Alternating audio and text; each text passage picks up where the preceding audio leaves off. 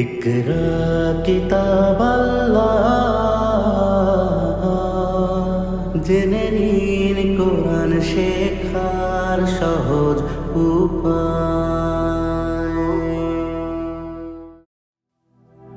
ইকরা কিতাব আল্লাহ, জেনে নিন কোরআন শেখার সহজ উপায়।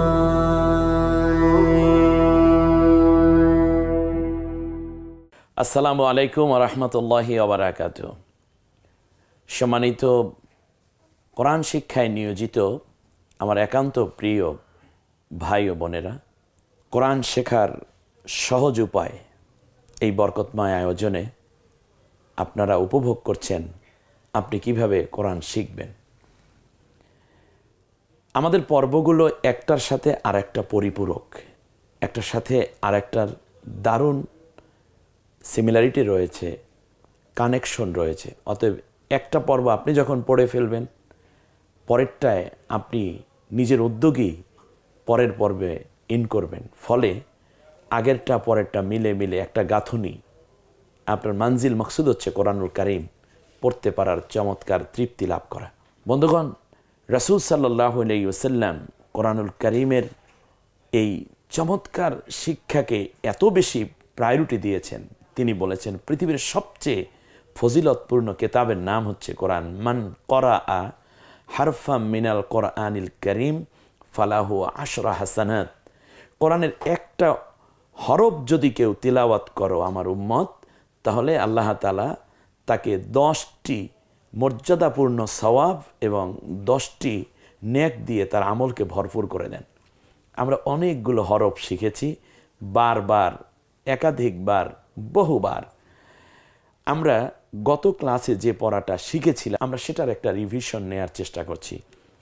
পর্বটা ছিল এরকম যে আমরা শিখব আরবি বর্ণগুলো তিলাওয়াত করুন। আরবি বর্ণ তিলাওয়াত করতে গিয়ে আমরা যে বিষয়গুলো পেয়েছিলাম তা হচ্ছে আলিফ, বা, তা, সা, এগুলো কিভাবে আমরা লিখব। বাংলাটা দেয়া আছে উচ্চারণ, আমরা এটা আরবিটা লিখতে হবে। আপনারা আশা করি ওই পর্ব খুবই উপভোগ করেছেন এবং অনেকে পুরোটাই জবাব দিয়েছেন। আমরা আজকের এই পর্বে তার বিপরীতটা শিখতে চাই। বিপরীতটা অর্থ হচ্ছে আরবিটা দেয়া আছে, আপনি উচ্চারণটা লিখতে পারেন কিনা। আমরা একটা পড়াকে বিভিন্নভাবে ঘুরিয়ে উপস্থাপনা করার চেষ্টা করেছি। এজন্য আমার ব্যক্তিগত 18 বছরের চেষ্টার ফসল এই পদ্ধতি। আমি দেখেছি একটা শিশু কিংবা একজন কোরআন শিক্ষার্থী কেন ঝরে পড়ে, তার মৌলিক 19টা কারণ আমি আমার বইয়ে উল্লেখ করেছি। তার মধ্যে এটা যে কীভাবে একটা শিশুকে অন্যান্য শিক্ষাক্ষেত্রে, যেমন কিন্ডারগার্টেন বা দামি দামি স্কুলগুলোতে যেভাবে ধরে ধরে পড়ানো হয়, আসলে আরবি শিক্ষার ক্ষেত্রে ওই জায়গাটা একটা গ্যাপ হয়ে গেছে। একথা আমাদের স্বীকার করতে হবে। আর সেই জায়গাগুলো আমরা সলভ করার চেষ্টা করেছি। আশা করছি আপনারা ইনশাআল্লাহ আমাদের সাথে থেকে কোরআন পড়ার অনন্য সুযোগ লাভ করতে পারছেন। বন্ধুগণ, আজকে আমি যে পর্বটা উপস্থাপন করছি তা হচ্ছে আপনি বাংলায় লিখুন উচ্চারণ। এখানে আপনারা স্ক্রিনে দেখতে পাচ্ছেন পুরো আলিফ থেকে ইয়া পর্যন্ত সব আরবি হুরুফগুলো চমৎকার করে সাজানো আছে এবং প্রত্যেকটা আলাদা আলাদা বক্সে আপনি এটার মধ্যে লিখে ফেলবেন সরেয়া, লয় রস্বীকার, ফ, আলিফ, এমনি করে। এর আগেও আপনারা এভাবেই লিখেছেন। এবার পুরো হরফগুলো আমরা নিয়ে আসার চেষ্টা করেছি। আপনি ইচ্ছে করলে পড়ে ফেলতে পারেন আলিফ, বা, তা, সা, কিন্তু লিখতে গেলে এই বিষয়টা খুব বেশি মনে থাকে। সেজন্য আল্লাহ রাব্বুল আলামিন কোরআন শিক্ষা পদ্ধতিতে বলেছেন আল্লামা বিল কলাম, কলম দিয়ে শেখো, কলম দিয়ে শিখিয়েছেন আল্লাহ তাআলা। এরপরে বা, তা, সা, হা, জিম, খ, দাল, জাল, র, ঝা, এমনি করে ইয়া পর্যন্ত। আপনি বইটি সংগ্রহ করলে আপনার জন্য সুবিধা হবে, অথবা আপনি ইচ্ছে করলে নিজে নিজে একবার চেষ্টা করে নিতে পারেন। আজকের এই আধুনিক যুগে শিক্ষা পদ্ধতির বিভিন্ন চেঞ্জ এসেছে। রাসূল সাল্লাল্লাহু আলাইহি ওয়াসাল্লামকে আল্লাহ তাআলা তো জিবরিল আলাইহিস সালাম আসলেন, আসার পরে জিবরিল আলাইহিস সালাম আল্লাহ নবীকে বলেন ইকরা, তুমি পড়ো। রাসূল সাল্লাল্লাহু আলাইহি ওয়াসাল্লাম এভাবে কোনো পড়া কারো কাছে শিখেননি পৃথিবীতে, যেটার নাম আলিফ, এটার নাম বা, তা, সা, হ্যাঁ, আলিফ লাম মিম যালিকাল কিতাব, এভাবে কারো কাছে শিখেননি। কারণ আল্লাহ তাআলা নবীকে নিজে শিখিয়েছেন, আল্লাহ নিজে শিখিয়েছেন, পৃথিবীর কোনো ওস্তাদ রাখেননি আল্লাহ তাআলা। তাহলে নবীর শ্রেষ্ঠত্বের জায়গাটা ছোট হয়ে যায়। এজন্যই রাসূল সাল্লাল্লাহু আলাইহি ওয়াসাল্লাম বললেন, আমি তো পড়তে পারি না। একবার, দুইবার, তিনবার, তৃতীয়বার জিবরিল আলাইহিস সালাম শুধু তাকে আলিঙ্গন করলেন, চতুর্থবার আর ছেড়ে দিলেন। এর মানে রাসূল সাল্লাল্লাহু আলাইহি ওয়াসাল্লামকে শেয়ার ইট করে দিলেন জিবরিল আলাইহিস সালাম। জিবরিলের কাছে এটা জমা ছিল, শেয়ার ইট দিয়ে রাসূল সাল্লাল্লাহু আলাইহি ওয়াসাল্লামের মেধার মধ্যে, তার অন্তরের মধ্যে এটা জিবরিল ট্রান্সফার করে দিলেন, অথবা ব্লুটুথের মাধ্যমে, অথবা এটা যে কোনো এই আধুনিক যুগে যেভাবে এক জায়গা থেকে আর এক জায়গায় লেখা পাঠানো হয়, পড়া পাঠানো হয়, আল্লাহ নবী এটা পড়ে ফেলেন। বয়স 40 বছর। আমরা অনেকে মনে করি আমার বয়স 50 বছর, হুজুর আমি কি পড়তে পারবো? কে বলছে পারবেন না? আল্লাহ নবীর বয়স 40 বছর, তখন আল্লাহ তাআলা নবীকে প্রথম কোরআনের সবক দিলেন। সুবহানাল্লাহ।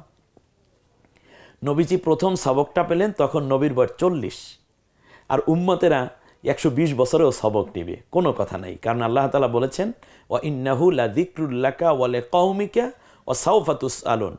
হে নবী, এই কোরআন তোমার এবং তোমার উম্মতের জন্য পাথেয়, স্মরণীয় এবং বরণীয় বিষয়। অতএব কেউ যদি এই কোরআন থেকে গাফেল হয়ে যায়, এ ব্যাপারে তুমি এবং তোমার ওই গাফেল উম্মত সকলেই কিন্তু জিজ্ঞাসিত হবে। অতএব কোরআন পড়তে হবে, এই সিদ্ধান্ত আপনার অটুট থাকতেই হবে। এর পরের পর্ব আমরা যেটা যাচ্ছি, এই পর্বটা খুবই গুরুত্বপূর্ণ। তার কারণ হচ্ছে এখানে আমরা মাখরাজের একটা বিষয় নিয়ে এসেছি। প্রথমে দেখুন, 3টি হরফ আমরা দেখতে পাচ্ছি, আলিফ, হামজা এবং আইন।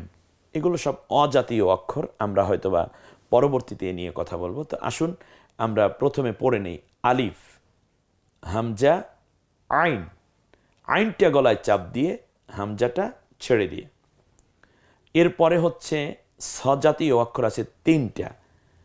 একটা হলো সা, নরম আওয়াজে, সিন, সিসি আওয়াজে, সদ, সা, সিন, সদ, সা, সিন, সদ। এরপরে জ জাতীয় অক্ষর আছে 4টা, জিম, রাল, জ, ঝা। 4টা 4 ধরনের উচ্চারণ। একটু আমার সাথে বলার চেষ্টা করুন। জিম, জিব্বার মাঝখান ওই বরাবর তালু। রাল, নরম আওয়াজে, জিব্বার আগা, সামনের দাঁতের আগা, রাল। জ, ওই জই বলবো জালের মতো, কিন্তু মুখটা খানিকটা একটু গোল করে নিয়ে আসলেই হয়ে যায়, জিব্বাটা একটু গোল করলে জ উচ্চারণটা হয়ে যায়। জ, ঝা, ঝিঝি আওয়াজে বাতাসটা বেরিয়ে আসবে, জিব্বাটা খানিকটা পাতলা হয়ে যাবে ভেতরে, ঝা। জিম, রাল, জ, ঝা। জিম, রাল, জ, ঝা। পরের দুটো হরফ আমরা দেখতে পাচ্ছি, সেটা হচ্ছে হ জাতীয় অক্ষর। হ আবার 2টো অক্ষর আছে। একটা হচ্ছে 2টা বর্ণ আছে, একটি হলো হা গলায় চাপ দিয়ে, আর একটা হা গলায় ছেড়ে দিয়ে। আমরা এই 2টা পড়ব। 2টাই হ, কিন্তু উচ্চারণের দিক থেকে 2টা ব্যবধান হবে। হা, হা। অতএব যেটা ছেড়ে দেয়া সেটা ওয়ার পরে হা, এটা আমরা কণ্ঠনালীর একেবারে এখান থেকে উচ্চারণ করব, যাতে করে কোনো জায়গায় না বাজে। হা, হা গলায় চাপ দিয়ে। কফ, কাফ, নুক্তাওয়ালা যে কফ আমরা দেখতে পাচ্ছি স্পষ্ট, এটা হচ্ছে কফ। জিব্বার একেবারে গোড়া থেকে, যেমন কাক দেখেন ক, ক, একটু গম্ভীর আওয়াজে ক। আর এটা হলো কা, একটু পাতলা আওয়াজে। ক জাতীয় হরফ হলো 2টা, ত জাতীয় হরফ হলো 2টা। একটা হলো তা, এটা বলার সময় মুখটা ফাঁকা হয়ে যাবে, জিব্বার আগা দাঁতের গোড়ার দিকে চলে যাবে, সামনের দাঁতের। তা। একটা হলো ত, একটা হলো তাল, আর একটা হলো তল। বলুন তো দেখি আমি কোনটা কি দিয়ে বলেছি? তাল যখন বলেছি তখন কিন্তু জিব্বার আগা সামনের দাঁতের গোড়ার সাথে মিলিয়ে তা। এই মিলান ইত্যাদি এগুলো আমি বলবো না, আপনি শুধু তাটা পাতলা করে বলুন, তা। আর হলো ত, ত, তটা বলার সময় মুখটা একটু মানে আপনার জিব্বাটা একটু হালকা গোল হয়ে আসে, ত, তা, ত। দাল, দ, দালটা বলার সময় একটু পাতলা হবে, উচ্চারণটা হালকা হবে, দটা বলার সময় মুখটা একটু গলাবে। ওয়ালা দালিন, ওয়ালা দলিন, আপনি এই দুইটা পার্থক্য করতে পারলে দ্যাটস এনাফ। এজন্য আমি মাখরাজ করতে গিয়ে আমি কিন্তু গতানুগতিক যেভাবে আমরা বিশাল মাখরাজের একটা ধারাবাহিকতা দেখি, আমরা সেই জায়গাটি কাজ করিনি। আমি যেটা চিন্তা করেছি সেটা হচ্ছে এক জাতীয় হরফ, এক জাতীয় হরফ একাধিক, এই মাখরাজগুলো জানা খুবই জরুরি। যেমন ওই হ্যাঁ দুইটার উচ্চারণের কারণে কত পার্থক্য হয়, একটা হলো প্রশংসা আর একটা হলো কাটাছেঁড়া টুকরা কাপড়, একটু এই পূর্বের ক্লাসে আমি যেটা আপনাদেরকে বলেছি। এই রকম কাছাকাছি এখন যেমন সা সিন সদ, এই যে তিনটা পার্থক্য এখানে, জিম জাল ঝা, এরপর ক ক, তা ত, দাল ব, এই পাশাপাশি এরকম হরফ আমরা যে পরিবর্তন মানে কাছাকাছি কিন্তু উচ্চারণের ক্ষেত্রে জানা দরকার। এক জাতীয় হরফ একাধিক, এরকম মোট 60টা মাখরাজ রয়েছে। মাখরাজ নিয়ে আমরা পরে আরও একটু বিস্তারিত বলবো। আসুন আজকে আমরা এই হরফগুলো উচ্চারণ এবং হরফগুলো আপনি চিনেন কিনা সেটা দেখেন। আমরা আরেকবার রিভিশন দিই, বলি আলিফ, হামজা, আইন, সা, সিন, সদ, জিম, দাল, ঝা, হা, হা, কফ, কাফ, তা, ত, দাল, দ। এরপরে আমরা চলে যাব অন্য এক জায়গায়। এই জায়গাটি আমাদের দেখা দরকার। আমি এই পর্বটি আপনাদের জন্য সাজিয়েছি, সেটা হচ্ছে একই জাতীয় হরফ এবং এক জাতীয় নুক্তা, যেটা যেমন এটা আপনার মনে আছে কিনা, সেই জন্য এই পর্বটা খুবই গুরুত্বপূর্ণ একটা জায়গা। এখানে আপনি আপনার সন্তান এবং আপনারা যারাই শিখছেন সবাই খুব কেয়ারফুললি একটু খেয়াল করুন। দেখুন বা এর নিচেও কিন্তু এক নুক্তা আর জিমের নিচেও এক নুক্তা, দুইটা হরফ পাশাপাশি এনে আপনাদেরকে দেখানোর চেষ্টা করেছি যে আকৃতিগত কত পার্থক্য। দেখুন বাটা দেখতে কী রকম আর জিমটা দেখতে কী রকম, যদিও দুইটার নিচেই একটা করে নুক্তা, কিন্তু ওদের আকৃতি কি একরকম? অবশ্যই না, অনেক ডিফারেন্স। দেখুন কত ডিফারেন্স। অতএব এইটা মনে রাখতে হবে, নিচে এক নুক্তা হলেই বা হয় না, এক নুক্তা হলেই জিম হয় না। সেখানে একটা মৌলিক পার্থক্য হচ্ছে আকৃতি। তাই বার নিচে এক নুক্তা, জিমের নিচে এক নুক্তা, কিন্তু আকৃতিগত শেপ এবং এটা যে হরফটার যে আকৃতি, এটা অনেক ডিফারেন্স। এতটুকু আইডেন্টিফাই করে একটু রাখতে হবে আপনার। তার উপরে 2 নুক্তা, কপের উপর 2 নুক্তা, গোল তার উপর 2 নুক্তা, ইয়ার নিচে 2 নুক্তা। তাই 2 নুক্তাওয়ালা হরফ আমরা এখানে পেয়েছি 4টা, আর নিচে 1 নুক্তাওয়ালা হরফ পেয়েছি 2টো। এখন তা উপরে 2 নুক্তা হলেও কপের কিন্তু উপরে 2 নুক্তা, অথচ তার ব্যবধানটা কত দেখুন। তা হলো ডাইরেক্ট একটা টান দিয়ে দু মাথা একটু দাঁড় করানো, এইতে উপরে 2 নুক্তা দিলে হয়ে যায় তা। কিন্তু কপ দেখুন, কপের মাথায় একটা শূন্যর মতো আছে, তারপরে সে গোল হয়ে আকৃতি, তারপর উপরে 2 নুক্তা। এই দুইটার মধ্যে একটু পার্থক্য আপনার মনে রাখতে হবে, যে উপরে 2 নুক্তা হলো কপের হলো মাথায় একটা শূন্যের মতো আছে, তারপরে হলো 2 নুক্তা, আর ওটা হলো শূন্যের মতো না, শুধুমাত্র বসিয়ে দেওয়া হয়েছে, তার উপরেই 2 নুক্তা। এমনি করে তা, গোল তা যেটা, এটা তো আমরা দেখলেই চিনবে ইনশাল্লাহ। ইয়া, অনেক ছাত্র শিক্ষার্থীরা আমার পড়ানোর অভিজ্ঞতার আলোকে বলছি, তাকে কপ বলে, কপকে তা বলে ফেলে, আবার ইয়াকে তা বলে, তাকে ইয়া বলে। এই জন্যই হরফগুলো আমরা খুব পাশাপাশি আনার চেষ্টা করেছি। অতএব তার 2 নুক্তা হলো উপরে আর ইয়ার 2 নুক্তা হলো নিচে। আর মজার ব্যাপার হচ্ছে ইয়া এমনই একটা হরফ যার নিচে 2 নুক্তা, আর কোনো হরফের নিচে 2 নুক্তা নাই। সার উপরে 3 নুক্তা, আবার সিনের উপরেও 3 নুক্তা। তাই বলে কি সিনটা সা হবে, মানে সা হবে, সাটা সিন হবে? দেখুন পার্থক্যটা কত। আল্লাহ আকবার। এর দাঁত আছে 3টা, এর আছে বড় একটা পেট। সার তো তা নাই, 2টা অক্ষর, 2টা মাত্র হরফ, যার উপরে 3টা করে নুক্তা। আপনি মনে রাখুন 2টা হরফের উপরে 2টা অক্ষর, মানে বর্ণের উপরে আরবি বর্ণের 2টার উপরে 3টা করে নুক্তা। একটা হলো সা আর একটা হলো শিন। কিন্তু পার্থক্যটা দেখুন, শিনটার জন্য দাঁত আছে, 3টা কাটা কাটা আছে, কিন্তু ও সার উপরে কিছুই নেই, শুধু একটা দাগ দেয়া, তার উপরে 3টা নুক্তা বসে গেছে। এই জালের উপরেও এক নুক্তা, ঝায়ের উপরেও এক নুক্তা, কিন্তু পার্থক্যটা দেখুন আকৃতিগত। জালকে ঝা পড়বেন না, ঝালকে জাল পড়বেন না। জালটা হলো ছোট আকৃতি, কিন্তু ঝাটা হলো রয়ের পরে ঝা যেটা, আর দালের পরে জাল। এবার দেখুন আপনার ঝাটা একটু লম্বা লেজের মতো, তার উপরে এক নুক্তা। এই যে পার্থক্যগুলো। এরপরে দদ এবং জোয়া এবং দদ, দেখুন একটু পার্থক্য, এক নুক্তাই উপরে, কিন্তু দুইটার শেপগত আকৃতিগত কিন্তু অনেক ডিফারেন্স। আপনি কখনো যেন এইটা ভুলে না যান, আর ভোলার কোনো কায়দা নেই, কারণ এগুলো আমি বারবার আপনাদের সামনে আরও উপস্থাপনা করবো ইনশাআল্লাহ। এরপর হচ্ছে গইন, খ, ফা, নুন, এই অক্ষরগুলো একটু পাশাপাশি দেখুন। এখন আপনি এইগুলো লিখুন। আপনি কি লিখতে পারেন? দেখুন তো আপনি মিলাতে পারেন কিনা। আর লিখতে গেলে আপনার হাত, চোখ এবং মেমোরি তিনোটা একই সাথে কাজ করবে। অনেক দূরে থেকে হলেও আপনি যেহেতু পড়ছেন, আপনি আমার হৃদয়ের অর্থাৎ রুহানি একজন স্টুডেন্ট, আপনি আমার রুহানি স্টুডেন্ট। ওস্তাদ দোয়া করলে তো অবশ্যই সেটা কাজে হয়। অতএব আমি আপনার জন্য দোয়া করবো। আপনি একটু কাগজ কলম নিন, আর যদি কষ্ট করে হয় তাহলে আপনি অর্ডার করতে পারেন, আমরা বই পাঠিয়ে দিতে পারবো। অথবা এটাকে আপনি ইচ্ছে করলে চমৎকার করে একটা ছবি আপনি নিয়ে নেন, নেয়ার পরে সেটাকে আপনি পিকচারের মধ্যে রেখেও আপনি সেখানে কাজ করে অন্য একটা পেজে তারপরে আপনি মিলান।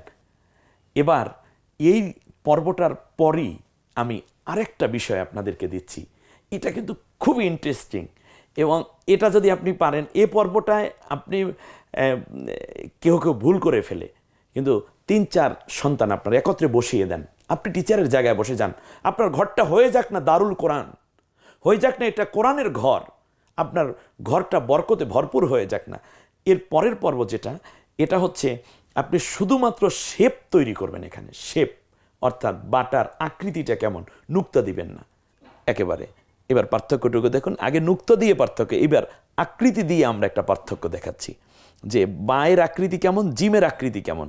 এখানে নুক্তা দিবেন না, এখানে বলাই আছে নুক্তা না দিয়ে আপনি শুধু শেপটা তৈরি করে দিবেন। যদিও বা বানাতে বলা হয়েছে, কিন্তু বায়ের শুধু শেপ লিখুন, বায়ের আকৃতিটা কেমন শুধু সেটা লিখুন, জিমের আকৃতিটা কেমন সেটা লিখুন, তায়ের আকৃতিটা কেমন সেটা লিখুন, নুক্তা দিচ্ছেন না। কপের আকৃতি কেমন সেটুকু লিখুন শুধু, ব্যাস। আলহামদুলিল্লাহ, এমনি করে করে আমরা নুন পর্যন্ত চলে এসেছি। এ পর্বটুকু আপনি করে ফেলুন। আমরা এই পর্বের প্রায় শেষ দিকে চলে যাচ্ছি। সম্মানিত বন্ধুগণ, আমরা এই পর্বে এমনভাবে সাজিয়েছি, এটা হচ্ছে একেবারেই চূড়ান্ত, এবং এটা মাখরাজের পর্বটা আমরা এখানে নিয়ে এসেছি।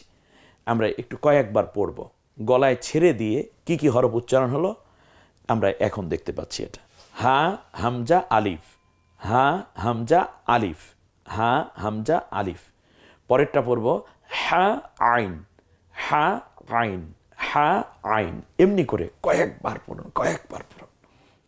তা তোয়া তা, তা তোয়া তা, তা তোয়া তা। দাল দ, দাল দ, দাল দ, দাল দ। এমনি করে করে 4 বার পড়ার সুযোগ করে দেওয়া হয়েছে। সা সিন সদ, সজাতীয় অক্ষর কিন্তু উচ্চারণ সা সিন সদ, সা সিন সদ। আমার মতো করে আপনি পড়তে চেষ্টা করুন। সা সিন সদ, সা সিন সদ। কয়েকবার শুনুন, বারবার শুনুন, আরও শুনুন, কারণ আপনার কানগুলো আল্লাহর কোরআনের বাণী দিয়ে ধন্য হোক, গুণামুক্ত থাকুক আপনার শ্রবণ শক্তি। আল্লাহ কবুল করুন। কফ কাফ, কফ কাফ। আমরা এভাবে কয়েকটা অপশন দিয়েছি, আপনি বারবার তেলাওয়াত করুন, বারবার যা আছে তার চেয়েও বেশি তেলাওয়াত করুন। জিম জাল জ, জিম জাল জ, জিম জাল জ। আলহামদুলিল্লাহ, আমরা এই পর্যন্ত যেগুলো পড়েছি এর উপরে ভিত্তি করে আমরা পরবর্তীতে চলে আসতেছি ইনশাআল্লাহ। এই সামনের যে পর্বটা, সে পর্বটাই আমরা যাব হচ্ছে পরীক্ষা নিয়ে। আপনাদের পরীক্ষার জন্য প্রশ্নপত্র রেডি। প্রথমটা হচ্ছে নিম্নোক্ত অক্ষরগুলো নাম বাংলায় উচ্চারণ লিখুন। আপনি এখান থেকে নিয়ে আমাদের সরাসরি স্ক্রিনে দেখুন, অনেক বড় করে দেখানো হচ্ছে। আপনি এই হরফগুলোর নাম বাংলায় লিখতে হবে। আর দ্বিতীয় হচ্ছে নুক্তা দিয়ে কাঙ্ক্ষিত অক্ষর তৈরি করুন। যেমন সা বানাতে হলে কি করতে হবে, শিন বানাতে হলে নুক্তা কয়টা দিতে হবে, কোথায়, ইত্যাদি। তারপরে এখানে যে কয়টা আছে, সঠিক উত্তরে টিক দিন, আইনটা গলায় ছেড়ে দিয়ে না চাপ দিয়ে, এটা দেখানো হচ্ছে। আপনি যেটা সঠিক দিন, হামজা গলায় চাপ দিয়ে না ছেড়ে দিয়ে, এই গোল হা এটা গলায় চাপ দিয়ে না ছেড়ে দিয়ে, হা এটা গলায় চাপ দিয়ে না ছেড়ে দিয়ে, সা আর জাল এটা কি শক্ত আওয়াজে হয় না নরম আওয়াজে হয়। একটি মাত্র অক্ষর যার নিচে 2 নুক্তা, অক্ষরের নাম কি? কি মজার পড়া, তাই না? এমনি করে করেই আমরা আমাদের প্রথম পর্বের পরীক্ষা শেষ করব ইনশাআল্লাহ। এর পরের প্রশ্নটা হচ্ছে যে আরবি অক্ষরগুলো লিখুন। এখানে উচ্চারণ দেয়া আছে, আপনি শুধু হরফগুলো লিখে যাবেন। এটা হচ্ছে পঞ্চম নাম্বার প্রশ্ন আপনার কাছে। 5 নং প্রশ্ন, জিম, জাল, জোয়া, গইন ইত্যাদি এগুলো দেয়া আছে। অক্ষরগুলোর নাম লিখুন, স, খ, জোয়া, দোয়া, তোয়া, গইন, কফ, র। কারণ এগুলো হচ্ছে এর হরফে মুস্তালিয়া, এই জন্য আমরা রেখেছি এটা। এরপরে হচ্ছে কোরআন শিক্ষা করা কি সুন্নত, ফরজ, ওয়াজিব, মুস্তাহাব? কি হবে বলবেন তো? সুন্নত, ওয়াজিব, মুস্তাহাব। কোরআন শিক্ষা শুধু ফরজ না, সব ফরজের বড় ফরজ। কোরআন না শেখা পর্যন্ত আপনার আমল শুদ্ধ হয় না, বিশ্বাস করুন। এমনি করে বাকি যে প্রশ্নগুলো আছে এগুলো নিয়ে আমরা প্রথম পর্বের পরীক্ষা শেষ করতে চাই ইনশাআল্লাহ, বিমাশিয়াতিল্লাহ অবে ফাদলিল্লাহ। আপনাদেরকে আমরা দেখিয়ে দেব কোরআন। পরবর্তীতে দেখার সুযোগ হবে যে এর সঠিক উত্তরটা কি ইনশাআল্লাহ। সে পর্যন্ত আমাদের সাথে থাকবেন, একের পর এক পর্বগুলো দেখবেন আর নিজের ইচ্ছে মতো কোরআন তেলাওয়াত করতে থাকবেন সুন্দরভাবে, শুদ্ধভাবে। আল্লাহর সাথে হবে সম্পর্ক। আল্লাহ আমাদের সকলকে কোরআনের আলোয় আলোকিত জীবন গড়ার তৌফিক দান করুন। আমিন। আসসালামু আলাইকুম ওয়া রাহমাতুল্লাহি ওয়া বারাকাতুহু।